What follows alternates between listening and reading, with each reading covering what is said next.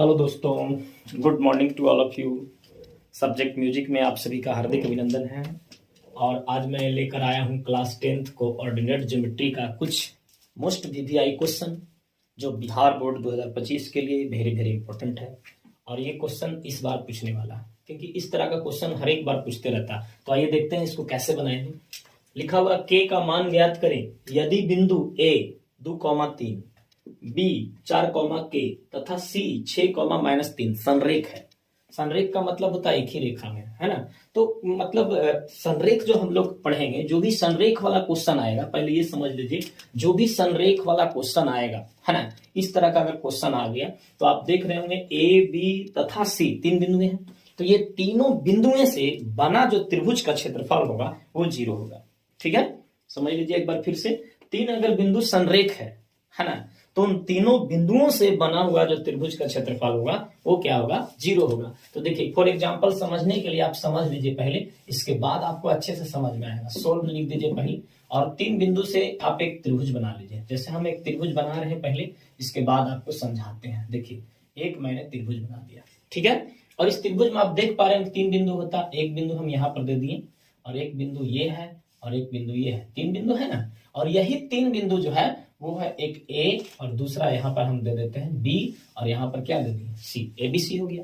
अब ए का वैल्यू दिया हुआ है ना 2,3, और बी क्या दिया हुआ है 4, के, और सी क्या दिया हुआ है 6, -3। अब देख रहे हैं आप लोग कि ए में 2,3 है, बी में 4, के है। तो यहाँ पर के आपको दिख रहा है ना, ये के आपको दिख रहा, इसी के का वैल्यू निकालना। देखिए के का मान ज्ञात करना है, तो एकदम सिंपल हो गया। आप देखिए यहाँ से सिंपल हो गया। हमने क्या बताया कि यदि 3 बिंदुएं संरेख हो तो उन 3 बिंदुओं से बना हुआ जो त्रिभुज का क्षेत्रफल होगा वो 0 होगा।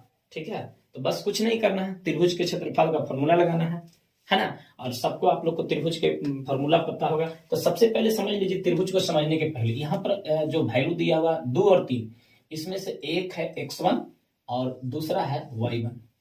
ये मान होता है x1 y1 का। ठीक है, तो एक मान जो हो गया वो x1 हो गया, और दूसरा मान क्या हो गया y1। यहाँ पर देखिए एक और वैल्यू दिया हुआ था, इसमें से एक जो है वो x2 है, और दूसरा जो है वो y2 है। ठीक है, आप बीच में कॉमा भी दे सकते हैं समझने के लिए। ठीक है, ये x1 y1 है, और ये x2 y2 है, और ये जो आपको दिख रहा ये एक x3 है, x3, और ये वाला जो है ये y3 है, और बीच में कॉमा है। अब देख लीजिए ये दोनों जो वैल्यू है x1 y1 का है, यहाँ पर जो है x2 y2 है, और ये x3 y3। अब फॉर्मूला लगाइए, क्योंकि अभी बताएं कि यदि 3 बिंदु हो ए बी सी और संरेख हो तो इन 3 बिंदुओं से बना हुआ जो त्रिभुज का क्षेत्रफल होगा वो 0 होगा। चलिए अब फॉर्मूला लगाते हैं। तो यहाँ पर हम हल करते हैं। यहाँ पर अभी जगह मेरे पास है, तो सोल्व आपको पहले ही लिख चुके हैं। तो यहाँ पर क्या लगाना है, इसलिए त्रिभुज ए बी सी, त्रिभुज एबीसी। अब एबीसी त्रिभुज हो गया, त्रिभुज एबीसी का क्षेत्रफल एकदम सिंपल तरीका से बनाना है, किसी भी प्रकार का कोई डर भय नहीं रखना है। ठीक, हाँ। तो देखिए अब आगे त्रिभुज का क्षेत्रफल लगाना है। तो त्रिभुज के क्षेत्रफल का फॉर्मूला क्या होता है, 1/2 × x1, और यहाँ छोटी कोष्ठ देना है, इसके बाद y2 - y3, और यहाँ पर अगर x1 हो गया है तो आगे अब प्लस होगा, और x1 यहाँ हो चुका है, इसलिए अब क्या होगा x2 होगा, है ना। और यहाँ जहां से बंद हुआ वहीं से शुरू करना है। तो यहाँ y3 है, तो यहाँ पर y3 होगा, y3 और -y1 होगा, और प्लस एक और चीज देख लीजिए, यहाँ x1 हो गया, यहाँ x2, तब एक बचा हुआ है सिर्फ x3। तो x3 लिख दीजिए, और यहाँ पर बंद कहाँ से हुआ था, y1 से, तो y1 से शुरू होगा अब, तो y1 - y2, ये आपका फॉर्मूला हो गया। अब इस फॉर्मूले में सिर्फ वैल्यू को रख देना है और आपको आंसर प्राप्त हो जाएगा। तो चलिए वैल्यू अब हम लोग रखेंगे, तो वैल्यू रखने का प्रयास करिए। तो 1/2 बड़ी कोष्ठ, इसके बाद आपका क्या है x1 है, तो x1 देखिए x1 का वैल्यू कितना है 2, तो 2 दे देंगे हम लोग यहाँ पर। और इसके बाद क्या है y2 है, तो y2 का वैल्यू देखिए, y2 का वैल्यू क्या है k है, तो y2 का वैल्यू हम लोग क्या दे देंगे, k दे देंगे। और -y3 है, y3 का वैल्यू देखिए, y3 का वैल्यू -3 है। देखिए यहाँ पहले से माइनस है और एक और -3 आ गया, तो देखिए इसको सिर्फ क्या करिएगा, ये आपका हो गया -3, है ना। और यहाँ पर आप मंझली कोष्ठ डाल दीजिएगा, क्योंकि अगर अंदर में एक और डबल माइनस अगर आ जाए तो मंझली कोष्ठ यहाँ पर हो जाएगा, और यहाँ पर क्या हो जाएगा, ये कोष्ठ हो जाएगा, नहीं छोटी कोष्ठ हो जाएगा। ये देखिए हम मंझली कोष्ठ को डाल दिए। ठीक है, देख लीजिए, फिर से समझ लीजिए, x1 का जो वैल्यू है वो 2 हो गया, तो 2 लिख दिए। और y2 देखिए क्या, y2 का वैल्यू k है तो हम k रख दिए, और माइनस की जगह पर माइनस रखे हैं। और y3 का वैल्यू क्या है, -3, तो y3 का वैल्यू -3 लिखेंगे। और डबल चिन्ह होने के कारण हम इसको छोटी कोष्ट दिए हैं, और इसके आगे क्या लगा दिए हैं, मंझली कोष्ट। ठीक है, अब देखिए आगे क्या होने वाला, बहुत आसान है, बहुत ही आसान तरीके से आप लोग बता देंगे और सबको समझ में आ जाएगा। ध्यान से सिर्फ देखेंगे, प्लस के बाद क्या है, x2 है, तो x2 क्या है आपका, x2 देखिए क्या है, 4 है, तो 4 दे देंगे, है ना, x2 4 है। फिर क्या है, y3 है, तो y3 का वैल्यू क्या है, y3 का वैल्यू है आपका -3, तो y3 का वैल्यू क्या है, -3, तो यहाँ पर -3 देंगे। यहाँ पर भी सिंगल कोष्ट आ रहा है, इसलिए हम अभी छोटी कोष्टिंग दिए हैं, y3 है। इसके बाद y3 के बाद क्या है, y3 के बाद माइनस है, माइनस के बाद y1 है, तो y1 का वैल्यू क्या है, y1 का वैल्यू आप देखिए 3 है, तो ये y1 का वैल्यू यहाँ पर 3 दे देंगे। और प्लस x3 है, x3 का वैल्यू क्या है, x3 का वैल्यू क्या है, 6 है, तो x3 का वैल्यू 6 देंगे, है ना। और y1 क्या है, y1 देख कर एकदम आराम से लिखिए, y1 का वैल्यू कितना है, 3 है, तो यहाँ पर 3 लिखेंगे। और माइनस y2 अब देखेंगे क्या है, तो y2 का वैल्यू k है, तो y2 का वैल्यू यहाँ पर k देंगे। ठीक है, अब देखिए सारा वैल्यू हम पुट कर चुके हैं, सिर्फ इसको इसके आधार पर जो त्रिभुज में दिया हुआ था, अब सिर्फ इसको हल कर देंगे। लेकिन हम आप लोग को बताए थे कि ABC से अगर संरेख हो तो इस ABC बिंदु से बना हुआ जो त्रिभुज का क्षेत्रफल होगा वो क्या होता है, 0 होता है। तो अब यहाँ पर हम इसका जो वैल्यू है, इसका जो क्षेत्रफल है, त्रिभुज का क्षेत्रफल, वो 0 रखने वाले हैं, है ना। अब इसको सिर्फ हल कर दीजिए, आपका k का वैल्यू ऑटोमेटिक अपने आप आ जाएगा। ठीक है, तो चलिए हल करते हैं। तो 0 बराबर क्या है, 1/2, है ना।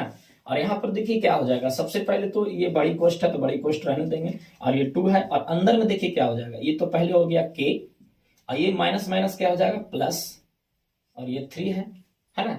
और इसके बाद क्या था, इसके बाद में प्लस में है 4, देख लीजिए प्लस में है 4, और ये क्या हो जाएगा, -3 और -3, आप सबको पता है कि -6 हो जाता है ना। तो ये हो गया आपको, और प्लस यहाँ पर देखिए कुछ भी नहीं हो रहा, तो गुना कर दीजिए आराम से। तो 6 में 3 से गुना करेंगे तो कितना हो जाएगा, 18, और 6 में 3 से गुना करेंगे तो क्या, सॉरी 6 में 3 से 18 हो गया। अब 6 में k से सिर्फ गुना करेंगे तो 6k हो जाएगा सिर्फ। और यहाँ पर देखिए बड़ी कोष्ट था अंत में, तो बड़ी कोष्ट डाल दी। एकदम आसान तरीका से आप लोग को बता देंगे, एकदम अच्छे से देखिए। अब आगे क्या होगा, यहाँ से एकदम से आसान है, एकदम आसानी से बनाइए। इसके बाद 0 बराबर 1/2 हो गया, और ये आपका कोष्ट है ना। अब ये गुना होगा तो 2 और k क्या हो जाएगा, 2k, अब प्लस 2 में 3 से गुना तो कितना हो जाएगा, 6 हो जाएगा, है ना। और ये प्लस माइनस माइनस, और ये 4 में 6 से गुना तो 24, और ये प्लस में आपका क्या है 18, और माइनस में क्या है 6k, ये हो गया आपका। ठीक है, सिंगल कोष्ट जब आ जाए, मतलब सिंगल कोष्ट की जरूरत हो तो छोटी कोष्ट ही दे देगा, बड़ी कोष्ट भी दीजिएगा, दिक्कत नहीं होने वाला, लेकिन आप लोग छोटी कोष्ट ही दीजिएगा। चलिए अब आगे क्या करेंगे हम लोग, अब आगे हल करेंगे। तो आगे यहाँ पर नीचे थोड़ा सा आप लोग कम दिखाई देगा, इसलिए हम चाहेंगे कि आप लोग ऊपर आ जाइए। देखिए अब यहाँ पर बता रहे हैं, सबको दिख रहा होगा एकदम अच्छे से, है ना। और अच्छे से देखिए, एकदम तुरंत से अब बनने वाला है, बहुत जल्दी, और अच्छे से आप लोग सबको समझ में आएगा। ठीक है, इसके बाद हम क्या करेंगे, अब देखिए क्या करेंगे, ये वैल्यू को हम ऊपर आपको दिखाते हैं कि क्या होने वाला है। तो 0 बराबर है 1/2, और आपके पास है फिर छोटी कोष्ट, यहाँ देखिए अब 2k - 6k, तो छोटा में से बड़ा घटाए, क्योंकि ये दोनों एक ही जाति का है ना, एक ही जाति का है, तो एक ही जाति का है, तो ये दोनों एक जाति वाला को हम लोग क्रिया कर लेते हैं। तो ये 2k और वो -6k, तो ये प्लस में और वो माइनस में, प्लस माइनस क्या होता है, माइनस, तो घट जाएगा। 2k में 6k घटेगा तो क्या बचेगा, -4k। ठीक है, इसके बाद क्या है, अब देखिए, अब यहाँ पर देख रहे हैं सब संख्या वाली जो चीजें हैं, उसमें सबसे पहले प्लस वाला कितना है, तो 18 और 6 24 है, और माइनस वाला भी 24 है, तो आप लिख सकते हैं 18 और 6 24 -24, यानी प्लस में 24 और माइनस में 24, और ये पोस्ट हो गया, है ना। आशा समझ में आ रहा होगा आप लोग को, ध्यान से सिर्फ देखिएगा। तो ये 1/2 है ना। अब देखिए यहाँ तो सबको समझ रहे होंगे कि एक प्लस में 24 है, दूसरा माइनस में 24 है, तो ये दोनों एकदम आराम से कटने वाला है। ठीक है, इसके बाद आपके पास क्या बचा, सिर्फ और सिर्फ -4k, ये तो बचा, है ना। और इधर 0 है, इसको लेते आइए 0 को। ठीक है, सबको हरा होगा समझ में, है ना। अब सिर्फ क्या करिएगा, 2 नीचे है 1 ऊपर है, तो -4k में 1 से गुना होगा तो क्या होगा, -4k, और बट्टा में क्या है नीचे 2। अब सिर्फ क्या करना है, क्रॉस मल्टीप्लाई गुना करना है। 0 में अगर 2 से गुना करिएगा, जिसको नहीं समझ में आता वो ऐसे समझे, 0 ऊपर जो चला आ रहा था तो 0 ऊपर रहता, अगर नीचे कुछ नहीं है तो आप 1 दे सकते हैं। ठीक है, अब क्या होगा क्रॉस मल्टीप्लाई यहाँ गुना होता है, जब दोनों तरफ फ्रैक्शन हो, दोनों तरफ भिन्न हो और बीच में इक्वल हो, बराबर हो, तो आप क्रॉस मल्टीप्लाई गुना करना, तो 0 में 2 से गुना करना और 1 में -4 के से। तो 1 में -4 के से गुना करेंगे तो क्या होगा, -4 के ही तो होगा, और बराबर 0 में अगर 2 से गुना करेंगे तो क्या होगा, 0 हो जाएगा। एकदम आसान से बना दिए कि नहीं। अब देखिए आपको यहाँ पर हम अच्छे से आप लोग को एकदम समझाने वाले हैं, ठीक है। अब आंसर आ चुका है आपका, बस थोड़ी सी इंतजार रखें, पेशेंस रखेंगे। तब देखिए अब यहाँ पर क्या होगी, देखिए अब यहाँ के नजर आ रहा है आपको, तो यहाँ पर लिख देना इसलिए के बराबर, और याद रखिए जिसके साथ के है उसका जो कॉफिशिएंट है, जो गुणांक है के का कॉफिशिएंट यहाँ -4 नजर आ रहा होगा, तो ये -4 जो है वो नीचे लिख देना -4, और इधर बराबर के बाद वाली जो चीजें रहती है ये ऊपर हो जाता है। अब सबको पता है कि 0 में आप कितनों से भागा दे दीजिए, इस पर कोई फर्क नहीं पड़ने वाला है, ये 0 ही आएगा। तो ये के बराबर 0 हो गया आपका। तो आपको क्या कहता था कैसे, देख लीजिए के का मान ही तो निकालने कह रहा था, तो ये आपका जो के का मान आ गया वो आपका आंसर हो गया। ये के का आपका जो मान आया ये आपका क्या हो गया, आंसर हो गया। ये हो गया आपका आंसर के बराबर 0, ठीक है।